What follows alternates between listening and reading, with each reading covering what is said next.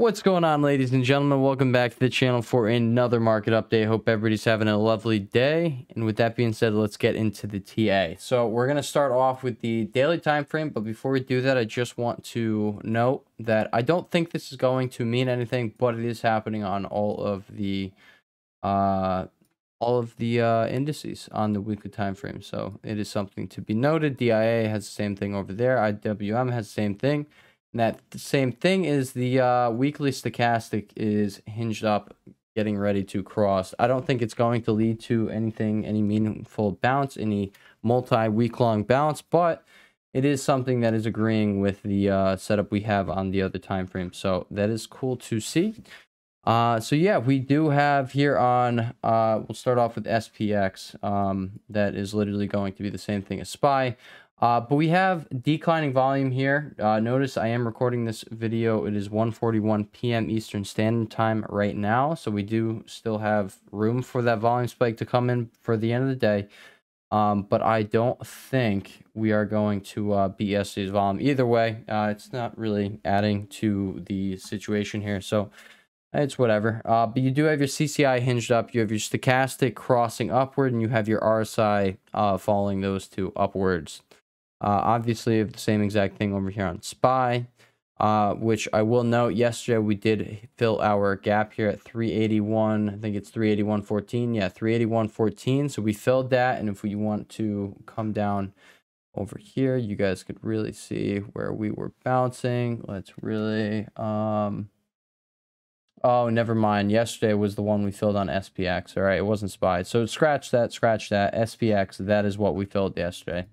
SPY we filled the other day. We filled 2 trading sessions ago, so that is cool. We came back and did it right over here. This is when we bounced off 381.14. But yeah, going back into the daily time frame, let's look at QQQ. It's the same exact thing. You have your CCI hinged up, stochastic is crossing up, and RSI is following. Same as DIA, same as IWM. Look at DIA. You were getting some oomph there on your CCI. That is something to note. Maybe the move is going to be stronger here on DIA. I don't know. No idea. And to finish off, let's go over Mr. VIX. I pointed out that you were in this wedge in yesterday's video. All right. I told you guys this was the one thing that is like conflicting. All right. Because we have this being in a bull flag / falling wedge with oscillators showing like, hey, you have room to run here. Whereas we also had SPY being oversold and looking like it was going to be running. So, I mean, obviously, like VIX, like naturally, it's just going to move opposite to SPX, SPY, S&P 500.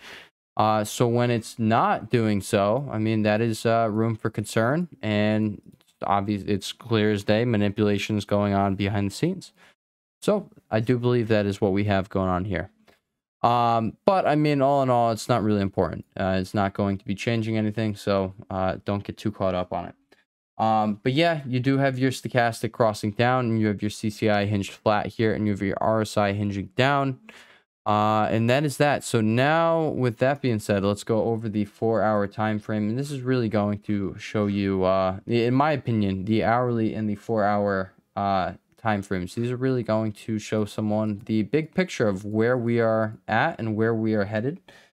So yeah, all right, so let's get into it. We're going to start off with Mr. VIX. All right, but either way, all right, remember what I just told you guys about Mr. VIX. Also, like, you know, it's not moving opposite to SPY. Look at your 4-hour oscillators here. Look at your 4-hour oscillators here. So recently, for the past, like, we'll say 3 to 4 weeks, just off the top of my head, we really haven't been covering VIX too extensively just because it hasn't added too much to our picture, like I was just saying. And, I mean, if that's not the case, then there's no real reason to put any energy or time into it or any thought. There's just no reason for it. But, I mean, it still is useful. But I will say, like, right now, it's not. I mean, we can't really use the 4-hour and 1-hour time frames. It's just not really useful to use that with SPY on the 1-hour, 4-hour time frame. So, we're just going to, we're going to pretend that VIX is not doing this. Well, I mean, VIX could do whatever. It really doesn't matter to us. But that's what I'm getting at. It really doesn't matter. That's the point. All right, but going on to SPX. So this is something that does matter. All right, you have your 4-hour CCI crossing up through the buy line. On your stochastic, it is hinged down, but you do have room to run here on the 4-hour stochastic as well. And the RSI has the same picture. Notice how when you get down here, this is where the big bounces happen. I do think something similar to this is in the works. So let's actually just see how big of a move that was. Right here, look at that. It was a 5 to 6% move. That would be very nice if we did get a 5 to 6% move off this. Let's just see if we were to match that move. Where are we coming? Oh, we're coming right back up to that trend line, guys. That is on the table. I mean, it's a possibility here. I don't think that is going to be the case. But I mean, I'm completely open to it. In yesterday's videos, I told you guys, or I pointed out the levels that I think we are going to come up to and test. And one of these branches is going to be the one we hit our head on and fall all the way back down. And we will also review those in today's video. But yeah, going over SPY, you have a very similar picture here, except you have a bullish divergence here on your 4-hour time frame, in your 4-hour CCI right here. There's a sloppy thing right there. You can see that right there. Obviously, you got the same thing going on in your stochastic, but you also have a bullish divergence going on the RSI. And I think this is probably the most meaningful factor right here on this chart.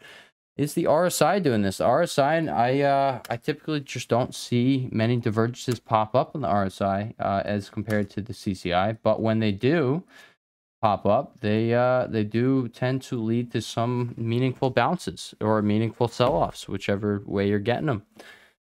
So that is there, and QQQ. So this is this really does show the whole picture, what we got going on right here. You fell down into your gap fill support down here, right with our 4-hour bullish divergence going on. So that is just it is really cool. Charts just really all work together. All right, you get something suggesting buy right as you're coming into support.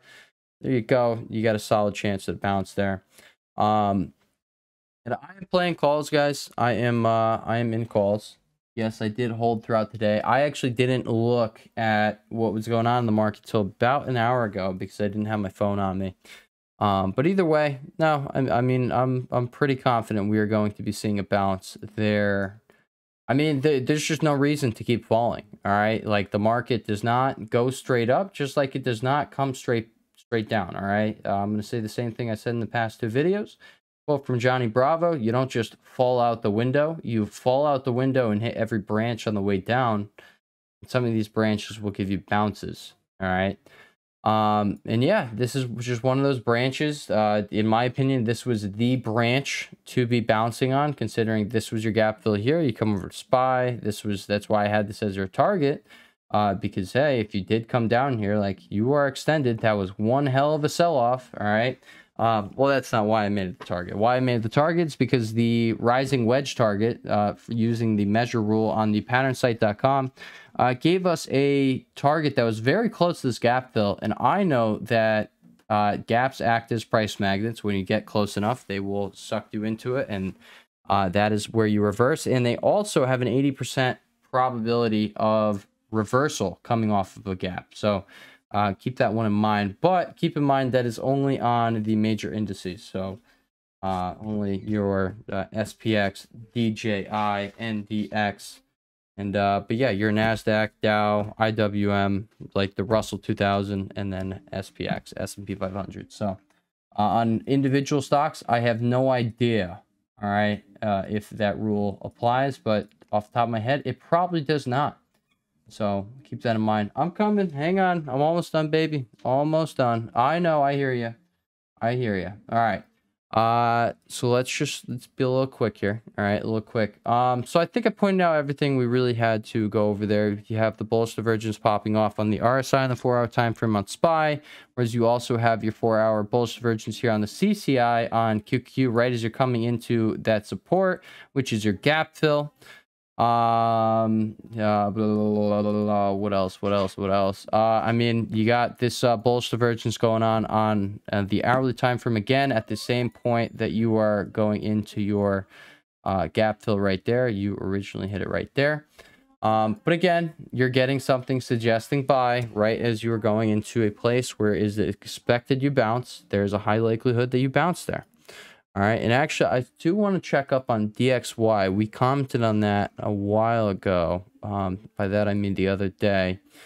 Actually, right about at the top, that was another factor I was using. Like, hey, dude, this thing looks ready to go up now.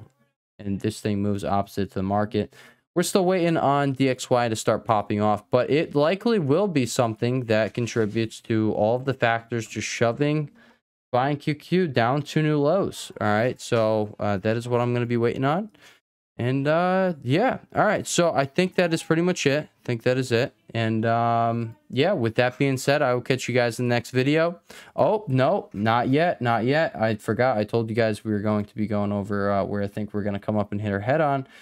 Right here, all right, you either come up to, we'll do this on the daily time frame, all right, so we'll come over here, come over to the daily, all right, come over here, make that, all right, make it a nice picture right here, all right, so you got that, all right, guys, this is where I will be out of the vast majority of these calls, guaranteed.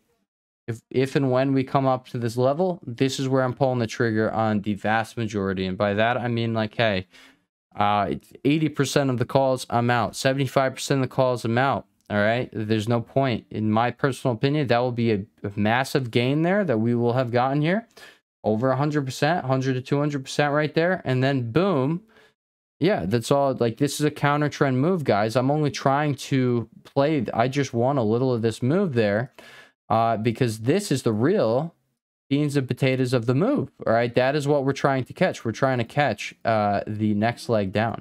All right, but yeah, I do think we're going to come up and hit our head here. We're going to come up and hit our head here, and if we do break past there, if we break past this 390 to 392 support, then we're going to come break, we're going to come hit our head on here, and then we are going to do that. All right, and how I will be entering my shorts for the next leg down, I will be taking 1/3 of the position right here, 1/3 of the position right here, 1/3 right here. But by the time it gets here, I'm just letting you guys know, I will pretty much be fully in right here. And this last third right there, that we're just like, that's extra. All right, that is like, hey, the chance that we do end up coming up here, I will throw even more on the table. But by the time we hit 390 to 392, I will be fully established in my desired position. All right. But this third buy up here, this is just like, hey, if you get the opportunity there, that is your extra money on the table. All right. You get extra money. All right. All right, guys. So now with that being said, I will catch you guys in the next video. Peace.